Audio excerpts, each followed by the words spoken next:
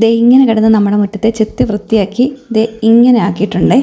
നമ്മുടെ കയ്യിൽ തൂമ്പയൊന്നും ഇല്ലായിരുന്നു. അപ്പോൾ എന്നിട്ട് ഹൗസ് ഓണർ അടുത്തുനിന്ന് പോയി തൂമ്പയൊക്കെ വാങ്ങിച്ചിട്ട് വരുന്നുണ്ട്. ഞാനിവിടെ മെയിനായിട്ടും പച്ചക്കറി നടുന്ന സ്ഥലമാണ്. എൻ്റെ വീഡിയോസൊക്കെ കാണുന്നവർക്കറിയാം. നമ്മൾ റീസെൻ്റായിട്ട് ഇവിടെ നിന്ന് കുറച്ച് ചീരയൊക്കെ പറിച്ചിട്ടുണ്ട്. ഞാൻ എൻ്റെ വീഡിയോ ഒക്കെ ഇട്ടിട്ടുണ്ട്. ഇപ്പോൾ എനിക്ക് കുനിയാനൊക്കെ നല്ല പ്രയാസമായതുകൊണ്ടാണ് ഇത്രയും പുല്ലൊക്കെ കയറിപ്പോയത്. ഇനിയിപ്പോൾ മഴക്കാലമൊക്കെ അല്ലേ വരുന്നത്. അപ്പോൾ നമ്മൾ വീടും പരിസരമൊക്കെ നല്ല വൃത്തിയാക്കി വേണം ഇടാനായിട്ട്.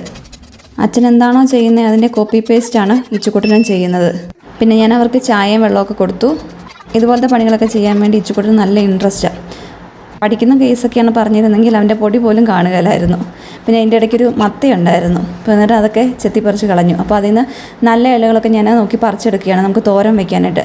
ഈ മത്തയില തോരന്, വേലിച്ചീരയുടെ തോരനൊക്കെ എനിക്ക് ഭയങ്കര ഇഷ്ടമാണ്. നമുക്ക് ഏതായാലും ഒരു തോരൻ വയ്ക്കാനുള്ള മത്തയിലേക്ക് കിട്ടിയിട്ടുണ്ട്. ഈ ചെത്തുന്നതിലും ഭയങ്കര പാടാണ് ഈ ചെത്തിയിട്ട പുല്ലൊക്കെ ഒന്ന് ഡിസ്പോസ് ചെയ്യാനായിട്ട്. നമുക്കിവിടെ സ്പേസ് വളരെ കുറവായതുകൊണ്ട് ഇതൊക്കെ ഡിസ്പോസ് ചെയ്യേണ്ട നല്ല പ്രയാസമാണ്.